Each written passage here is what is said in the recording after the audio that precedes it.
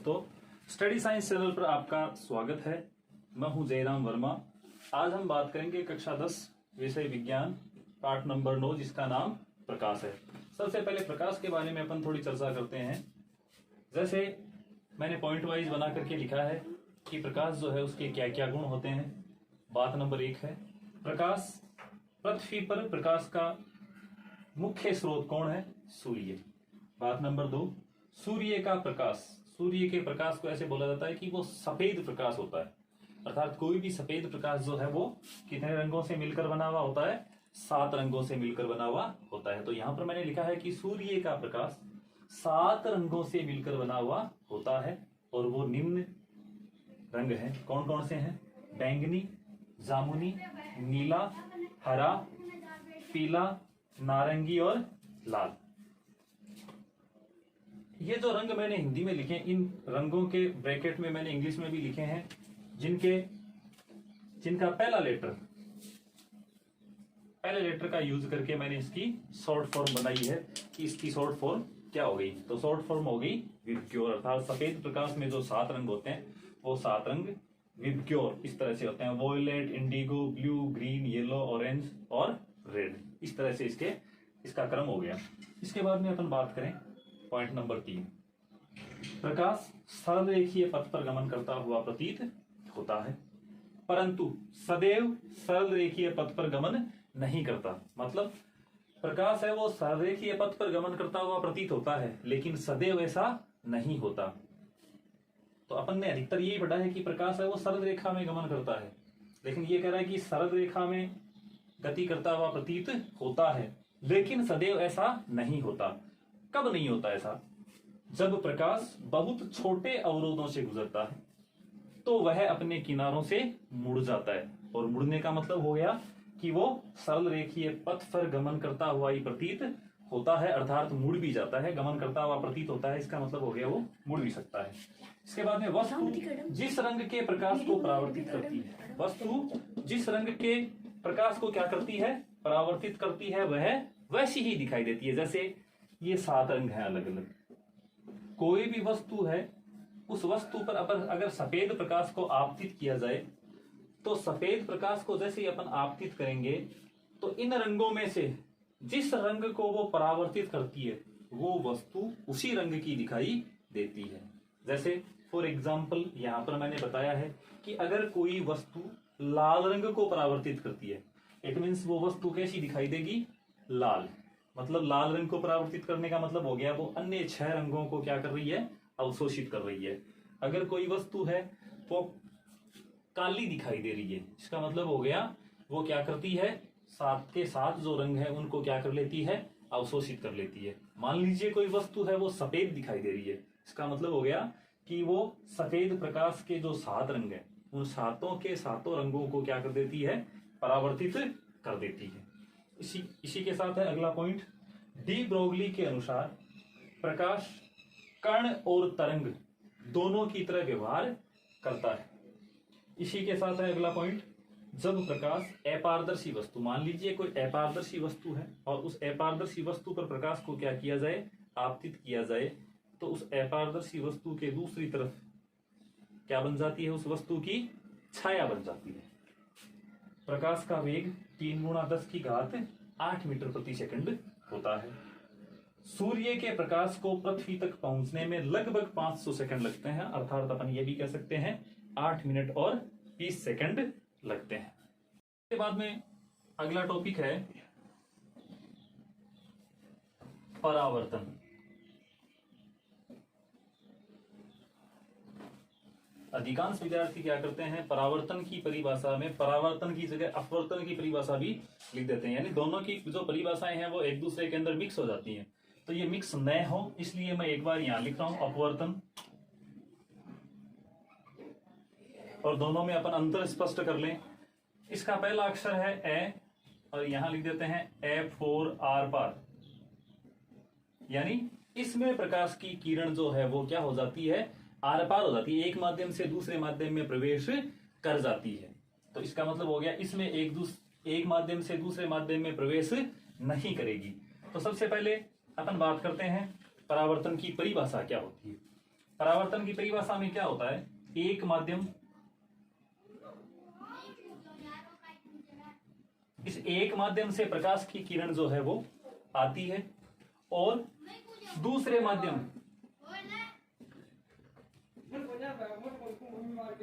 माध्यम की सतह पर टकराकर और एक निश्चित दिशा में वापस चली जाती है। इस घटना को क्या कहा जाता है?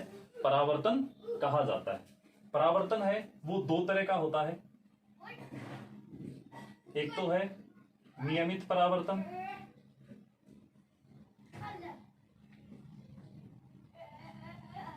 और दूसरा है विसरित परावर्तन।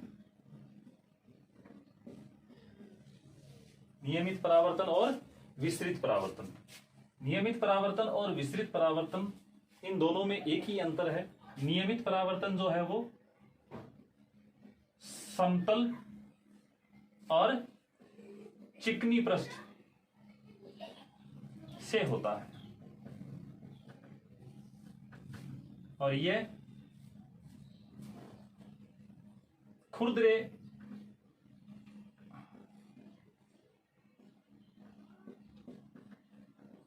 पृष्ठ से होता है। परावर्तन को समझने के लिए अपन यहां पर एक छोटा सा डायग्राम बनाते हैं। जैसे यह एक समतल पृष्ठ है, यहां पर अपन लिख देते हैं माध्यम 1, यह पहला माध्यम। इस पहले माध्यम से कोई प्रकाश की किरण इस तरह से इस समतल पृष्ठ पर आपतित होती है। आपतित होने का मतलब आकर के इस सतह पर गिर रही है। तो जहां पर यह प्रकाश की किरण आकर टकराती है, उस बिंदु का नाम अपन दे देते हैं आपतन बिंदु। क्या नाम दे देते हैं? आपतन बिंदु। आपतन बिंदु से इस समतल पृष्ठ पर एक अभिलंब खींचते हैं तो क्या होता है? यह पहला माध्यम है, इस पहले माध्यम से यह प्रकाश की किरण कहां आती है? इस समतल पृष्ठ पर। तो यह जो समतल पृष्ठ है वो कौन सा माध्यम है? दूसरा माध्यम। मतलब हो गया प्रकाश की किरण एक माध्यम से दूसरे माध्यम तक पहुंच रही है, लेकिन उस दूसरे माध्यम की पृष्ठ से टकराकर वापस पहले माध्यम में और एक निश्चित दिशा में चली जाती है। इस घटना को क्या कहा जाता है? परावर्तन कहा जाता है। इसके बाद में इसके जो प्रकार हैं उन दोनों प्रकारों को समझ ले अपन अलग अलग। नियमित परावर्तन में क्या होता है? जो सतह होती है वो होती है समतल, और इस समतल सतह पर क्या होता है? जितनी प्रकाश की किरणें आपतित होती हैं वो सारी की सारी प्रकाश की किरणें एक दूसरे के क्या आपतित होती हैं? समांतर आपतित होती हैं। जो परावर्तन के बाद भी एक दूसरे के क्या रहती हैं? समांतर ही रहती हैं। और विसरित परावर्तन में क्या होता है? यह एक खुरदरी सतह के माध्यम से होता है। ये जो खुरदरी सतह है, इस खुरदरी सतह पर अपन क्या करते हैं? जब किसी प्रकाश की किरण को आपतित करते हैं तो वो प्रकाश की किरण एक निश्चित दिशा में परावर्तित हो जाती है। लेकिन मान लीजिए इस पर बहुत सारी प्रकाश की किरणें आपतित की जाएं, तो आपतित होने के बाद प्रकाश की जो किरणें परावर्तित हो जाती हैं वो परावर्तित प्रकाश की किरणें एक दूसरे के समांतर नहीं रहती। अर्थात इस पर जितनी प्रकाश की किरणें आपतित अपन करते हैं, हो सकता है वो सारी प्रकाश की किरणें एक दूसरे के क्या हैं? समांतर हैं, लेकिन परावर्तन के बाद वो एक दूसरे के क्या नहीं रहती? समांतर नहीं रहती। तो ऐसे परावर्तन को क्या बोला जाता है? विसरित परावर्तन। अर्थात नियमित परावर्तन में क्या होता है? आपतित प्रकाश की किरणें और परावर्तित प्रकाश की किरणें, आपतित प्रकाश की किरणें एक दूसरे के समांतर होंगी तो परावर्तित प्रकाश की किरणें भी एक दूसरे के क्या होगी? समांतर होगी। विसरित परावर्तन में क्या होगा? आपतित प्रकाश की किरणें तो एक दूसरे के समांतर होगी, लेकिन परावर्तित प्रकाश की किरणें एक दूसरे के समांतर नहीं होगी। यहां पर ध्यान देने योग्य बात यह है कि नियमित परावर्तन और विसरित परावर्तन दोनों के दोनों जो परावर्तन है वो परावर्तन के नियमों का पालन करते हैं। परावर्तन के नियमों का पालन करते हैं। अर्थात नियमित परावर्तन और विसरित परावर्तन दोनों परावर्तन के नियमों का पालन करते हैं। अब अपन बात करते हैं परावर्तन के नियम कौन कौन से होते हैं। परावर्तन के दो नियम होते हैं। परावर्तन के दोनों नियमों को समझने के लिए अपन एक समतल दर्पण बनाते हैं। ये एक समतल दर्पण है। इसके दूसरी एक तरफ जो पॉलिश की हुई है वो एल्यूमिनियम या सिल्वर की पॉलिश की हुई हो सकती है, एल्यूमिनियम की या फिर सिल्वर की पॉलिश की हुई हो सकती है। तो ये एक समतल दर्पण है और इस समतल दर्पण पर अपन क्या कर देते हैं, एक अभिलंब खींच देते हैं। ये पहले माध्यम से प्रकाश की किरण आ रही है, वापिस उसी माध्यम में जा रही है ऐसे। इस बिंदु का नाम अपन देते हैं, याद रखना है, आपतन बिंदु। इसका नाम आपतन बिंदु क्यों है? क्योंकि इस बिंदु पर आकर के प्रकाश की किरण क्या हो रही है, आपतित हो रही है, गिर रही है। तो इस किरण का क्या नाम हो गया, आपतित किरण। इसका नाम हो गया अभिलंब। लंब खींचा है अपन ने इस समतल दर्पण के साथ।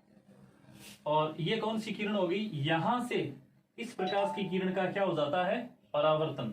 तो इस किरण का नाम हो गया परावर्तित किरण। ठीक है। अब देखिए, अभिलंब और आपतित किरण, इन दोनों किरणों के बीच ये जो कोण बनता है, इस कोण को बोला जाता है, इसका सिंबल तो होता है आई, और इसको बोला जाता है आपतन कोण।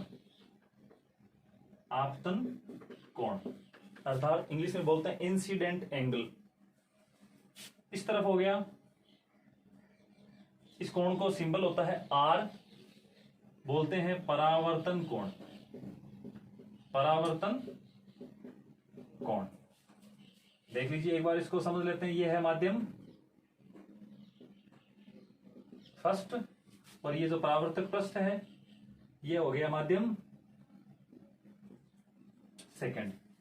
यानी माध्यम फर्स्ट से सेकंड, माध्यम एक से माध्यम दो में प्रकाश की किरण प्रवेश नहीं करती, फिर क्या करती है, उस सतह पर टकराकर वापस उसी माध्यम में जाती है। इसी घटना को क्या बोलते हैं, परावर्तन।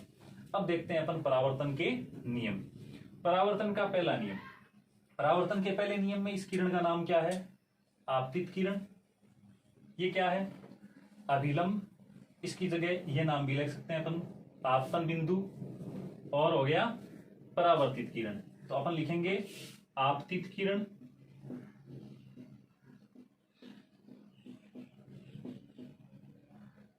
अभिलंब,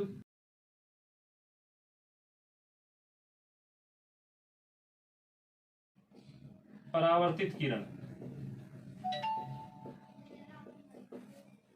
तीनों एक ही तल में स्थित होते हैं।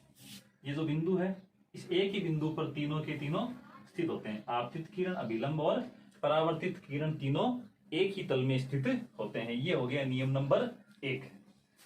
फिर परावर्तन का दूसरा नियम। दूसरे नियम में क्या है, इस कोण का नाम क्या है, आपतन कोण। इस कोण का नाम क्या है, परावर्तन कोण। तो आपतन कोण को बोलते हैं आई और परावर्तन कोण को बोलते हैं आर। ये जो आपतन कोण आई और परावर्तन कोण आर, ये दोनों क्या रहते हैं, बराबर रहते हैं, सदैव क्या रहते हैं, बराबर। अब चाहे वो परावर्तन नियमित परावर्तन हुआ हो, चाहे परावर्तन विसरित परावर्तन हुआ हो, सब में ये जो परावर्तन के जो दोनों नियम है, इन दोनों नियमों का क्या होता है, पालन होता है। तो यहां पर परावर्तन के दो नियम हो गए, आपतित किरण, अभिलंब और परावर्तित किरण एक ही बिंदु पर स्थित होते हैं या एक ही तल में स्थित होते हैं। आपतन कोण और परावर्तन कोण एक दूसरे के क्या होते हैं, बराबर होते हैं।